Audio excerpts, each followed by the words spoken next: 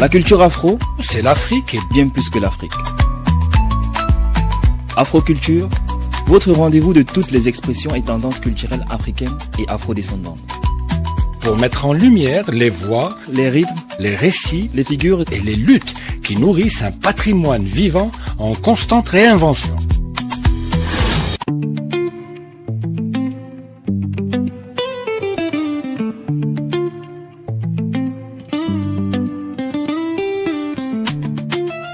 Aux confins de l'Afrique du Nord, bercé à l'ouest par l'océan Atlantique, bordé par la Mauritanie et l'Algérie au sud et à l'est, s'étend un territoire aux mosaïques contrastées, vaste, aride et verdoyant, le Sahara occidental. Un désert à perte de vue, mais aussi une terre d'héritage, de récits et de résistance. Un territoire occupé, souvent méconnu, mais habité par un peuple dont la chaleur et la culture ne cessent de vibrer.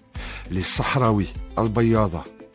Bienvenue, vous êtes dans Afroculture, qui vous plonge au cœur de culture africaine dans toute leur diversité. C'est ici et nulle part ailleurs. Chaque semaine, l'Afrique se raconte autrement.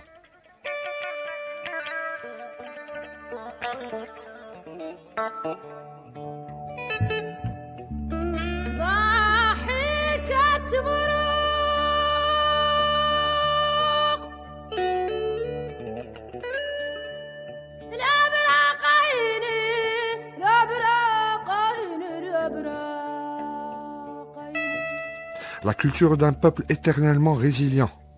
Direction le Sahara occidental, là où un peuple fier et courageux vit entre exil et espoir, et fait de sa culture une arme de transmission et de liberté. Les Sahraouis sont un peuple nomade, marqué par la culture du désert, entre héritage berbère, arabe et africain. Leur territoire, le Sahara occidental, fut colonisé par l'Espagne jusqu'en 1975. Mais à la place de l'indépendance, ce fut l'occupation. Une grande partie des territoires sahraouis est colonisée, contrôlée et spoliée aujourd'hui par le Maroc. L'autre par les Sahraouis eux-mêmes, où y est établie la République arabe démocratique. Beaucoup de Sahraouis sont exilés ou réfugiés dans les camps de Tindouf en Algérie. Malgré cela, ils n'ont jamais cessé de revendiquer leur droit à l'autodétermination. Leur lutte politique va de pair avec une immense résilience culturelle. Et pourtant, la culture sahraoui est souvent méconnue, mais elle continue de vivre par les mots, par les chants, par les gestes du quotidien. La musique sahraoui est un souffle du désert. À la manière des griots, les Sahraouis chantent leur histoire, leur quotidien, leur combat pour la liberté. Cette musique mêle les percussions du tbal,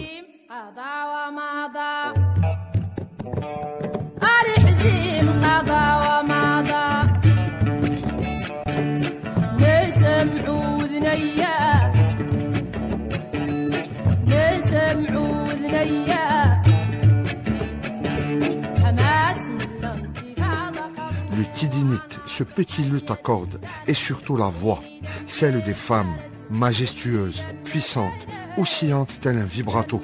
Elle chante la mémoire, l'amour, la souffrance, la guerre, l'exil, la dignité, la liberté.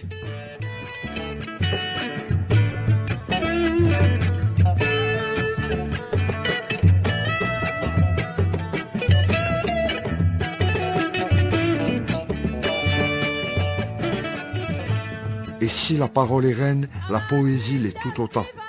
Chaque Sahraoui est un poète potentiel.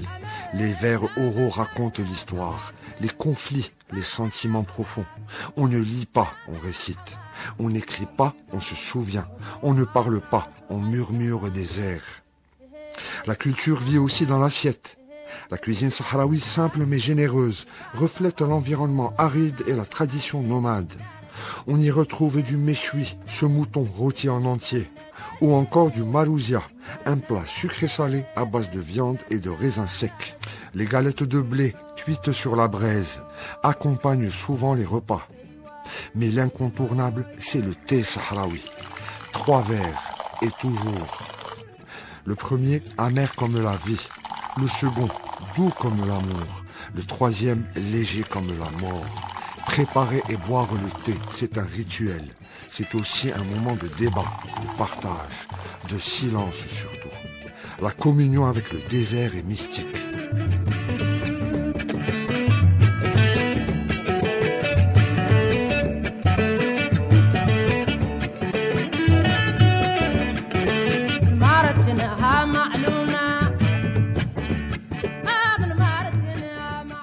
Les vêtements traditionnels comme la mhalfa des femmes ou la dara des hommes incarnent une élégance du désert, un héritage transmis, cousu dans le tissu de l'identité sahraoui. Et dans tout cela, la khayma, la tente nomade, est bien plus qu'un abri. C'est l'âme du foyer. On y raconte, on y pleure, on y rit, on y transmet. Et que dire des fêtes sahraouis? Il y a bien sûr les grandes célébrations religieuses, comme l'Aïd, mais aussi des festivals culturels organisés dans les camps. Le Fi Sahara, par exemple, est un festival de cinéma unique au monde où les films sont projetés dans le désert sous les étoiles pour affirmer une culture que l'on veut rendre invisible. On célèbre aussi les mariages de façon très codifiée. Les chants, les danses, les cadeaux, les repas durent plusieurs jours. La femme sahraoui est au centre des attentions, porteuse de culture, garante des traditions.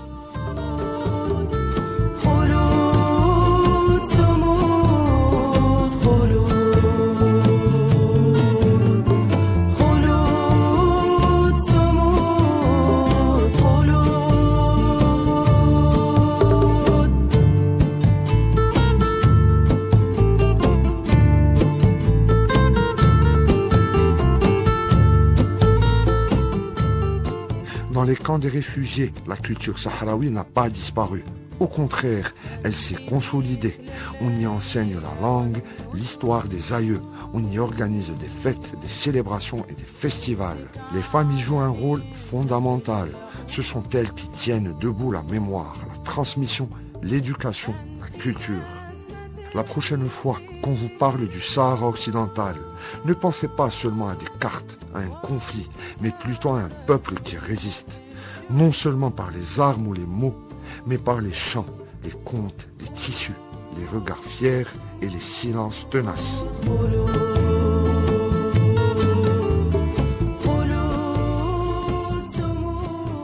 Aujourd'hui, le peuple sahraoui est toujours sous occupation. L'Union africaine reconnaît la République arabe sahraoui démocratique, mais l'ONU n'a toujours pas tranché. En attendant, une muraille de sable divise le territoire et la culture sahraoui continue de lutter contre l'oubli. Oui, il est souvent réduit au silence et privé de ses droits et de ses richesses, mais il résiste et lutte par la musique, par les poèmes, par la langue, le hassaniya, par les gestes, les plats, les chants, par la résilience des femmes et par cette certitude inébranlable, un jour ils seront libres.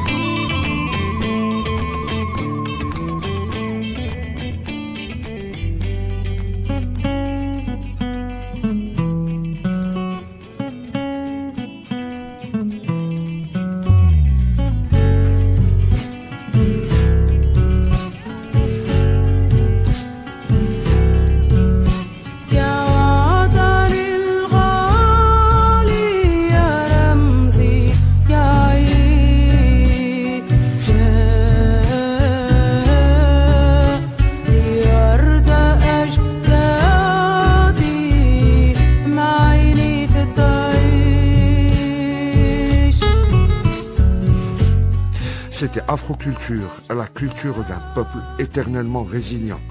À très bientôt pour une nouvelle traversée des voies africaines.